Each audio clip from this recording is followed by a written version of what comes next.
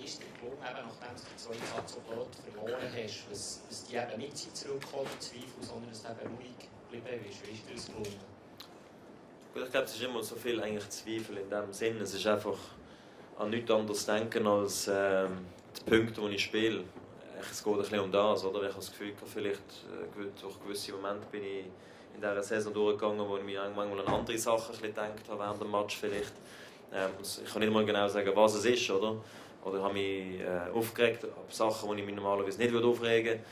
Einfach so Sachen habe ich können einfach Sachen wieder zügeln und ich weiss jetzt wieder, oder sagen, ja, also auch sehr gut gespielt eigentlich im Sommer, oder? Ich habe einfach die Matches ein bisschen knapp verloren.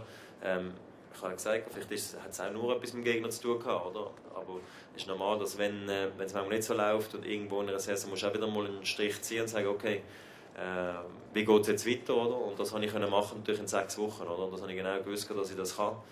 Und da war es einfach wichtig, dass ich die mentale Einstellung vor dem Turnier und dann auch während dem Match einfach richtig ist und bin froh, dass ich hier die richtigen Entscheidungen sozusagen getroffen habe. Roger, herzliche Gratulation. Wie wirst du jetzt die Müdigkeit wieder los? Wie viel Zeit kannst du dir da geben und wo verbringst du Weihnachten? Ja, also eigentlich könnte es so viele Pausen haben, wie ich will, oder? Aber im Team haben wir entschieden, dass es etwa 10 Tage werden sein. Und dann werde ich mich vorbereiten wie immer. Im Dezember in Dubai und dann werde ich auch dort um Weihnachten sein und Neujahr ist dann dort während Abu Dhabi und Katar. Von dem her ist das jetzt eigentlich ein Plan wie eigentlich alle Jahre wieder und das ist alles einmal organisiert bis mit Australien oder nachher muss ich dann noch schauen, was kommt, aber dort habe ich eigentlich schon eine Idee. Roger, wie hast du das erlebt im zweiten Satz, wie der Match dort aus den Händen gelitten ist? Es war wahrscheinlich ziemlich hart für dich, plötzlich wieder im Tiebreak und im dritten Satz zu sein. Ja, es war nicht einfach, es war hart, ja, weil ich das Gefühl hatte, ich habe vieles richtig gemacht. Oder? Ich habe auch nicht Angst, ich habe riskiert, ich habe probiert. Ich bin leben geblieben beim zweiten Breakball, also beim Breakball, wo ich zum Doppelbreak, wo er das Stoppball spielt, das ist eigentlich der logische Ball, den er kann spielen kann. Und irgendwie lese ich die Situation nicht gut, oder? Also von dem hat es dort ja schon angefangen und dann nachher geht es weiter, oder? Mit meinem Aufschlagspiel und dann im Tiebreak. Also auch im Tiebreak hatte ich Chancen gehabt, bei 5-2 mit dem zweiten Aufschlag von ihm, riskieren mit der Vorhand, er spielt nachher auf die Linie hindern. Ich war einfach ein bisschen angespannt, wie es sich gehört halt auch, oder? Und einfach gehofft, dass ich irgendwie noch durchkomme. Probiert die richtigen Entscheidungen zu treffen, aber ich glaube, irgendwie, nach all dem, was ich vielleicht auch durch haben müssen in dieser Saison, hat es genau das eben auch gebraucht, oder? Dass ich dort nochmal durchkämpfen und dass ich nicht einfach so durch den Match spazieren zum Schluss. Der erste Satz war ja schon sehr hart und dort habe ich auf einmal ein super Spiel, also Return-Game gespielt, weil ich fast das Gefühl hatte, der Joe war eigentlich leicht besser im ersten Satz, oder? Also von dem her habe ich einfach das Gefühl gehabt, heute spiele ich gut, ich treffe viele richtige Entscheidungen und nur weil ich jetzt den zweiten Satz so dumm verloren habe, gibt es keinen Grund mehr, jetzt irgendwie, zu fest enttäuscht zu sein. Und ich habe dann auch geschaut, dass ich weiterhin positiv bin im dritten Satz, dass ich auch nicht anfange panisch werden auf dem Return, weil das ist mir ein bisschen passiert in der Gruppenspiel jetzt hier gegen ihn. Und zum Schluss muss ich sagen, bin ich eigentlich sehr entspannt im dritten Satz, wenn ich das auch gesagt habe, dass ich gewusst, ich spiele gut. Er muss unglaubliches Tennis spielen, um heute durchzukommen. Und ich glaube, ich habe mir dann wieder genug Möglichkeiten kreieren, dass ich dann zum Schluss auch gelenkt habe. Roger, quelle est ta plus grande fierté ce soir? C'est de l'avoir dominé physiquement ou d'avoir su rebondir comme tu l'as fait après la perte du deuxième set? Non, physiquement, je trouve pas que je l'ai dominé. Je veux dire, c'est un meilleur de 3-7. Alors de ce côté-là, je veux dire, c'est plutôt mental parce que c'est fin de saison, c'est dur. Aussi Joe il a beaucoup joué récemment, moi aussi, alors de ce côté-là c'est pas là où j'ai ma fierté, c'est plus accomplir de gagner le 6e ATP Masters, je veux dire c'est quand même quelque chose d'incroyable, c'était jamais fait avant, alors c'est normal que ça me touche beaucoup, en plus avec l'histoire du tennis que j'apprécie énormément, c'est normal que je vis ça très fort et en plus cette fin de saison dans ma 100e finale, honnêtement c'est sorte de scénario de rêve, comme c'était un peu le même scénario quand j'ai battu le record du Grand Chelem à Wimbledon, quand il y avait Sampras et Borg et McEnroe et Connors, il y avait tout le monde, alors c'était et Laver, alors c'était très spécial en tout cas. Roger, on sait que l'amour du jeu et le plaisir de jouer, c'est ton moteur. Cette semaine, Rafa nous a avoué qu'il avait perdu le plaisir de jouer tellement il est cuit. Ça t'est déjà arrivé d'arriver à ce stade-là? Oui, que tu es un peu vide, normal, là, que tu es un peu épuisé, un peu, je ne vais pas dire perdu, mais juste un peu que les temps sont un peu plus difficiles. Il a quand même fini deuxième mondial, alors de ce côté-là, il faut pas non plus avoir... il faut être pas trop triste pour lui non plus, parce que c'est quand même une très très bonne année.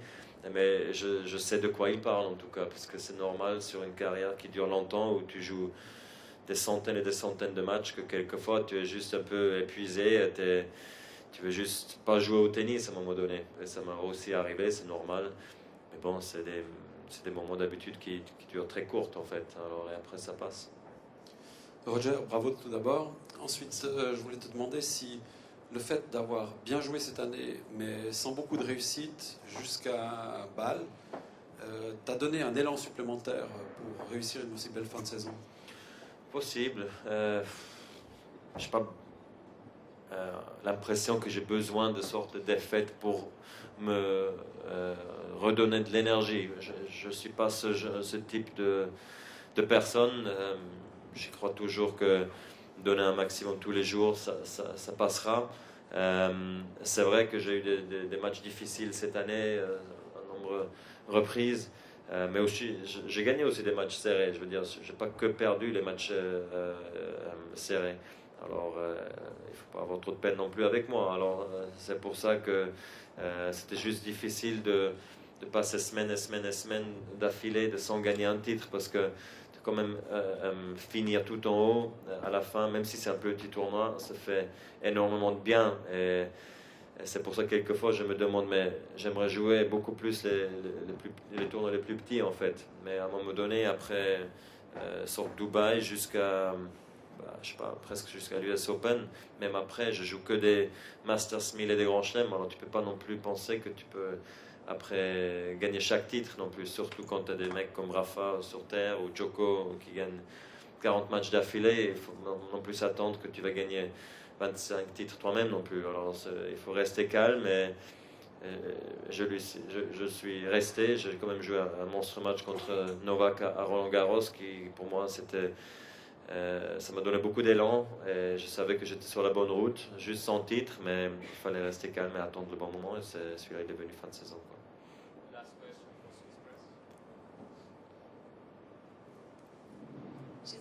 Berdych nous disait que pendant la pause, il a besoin de plus du tout penser au tennis pour se ressourcer. Toi, tu fais comment pour préparer à la fois la saison suivante, puis en même temps te ressourcer?